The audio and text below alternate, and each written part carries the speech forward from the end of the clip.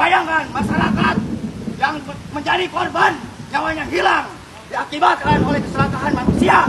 Tapi di sini kita berdiri mewakili masyarakat agar menuntut keras bahwasannya tolong perhatikan tambang-tambang yang menyebabkan kematian banyak sekian hari ini. Tanah yang mengakibatkan 86 kakak rumahnya telah hancur. Nah, di sini saya akan menanyakan, kenapa pemerintah Kabupaten Purwakarta tidak ada kejelasan, tidak ada kepastian untuk relokasi, dan sampai saat ini tidak ada kepastian entah kapan pembangunan di Desa Pasir Mujur untuk relokasi orang-orang rumahnya rusak itu dan bencana pergerakan tanah.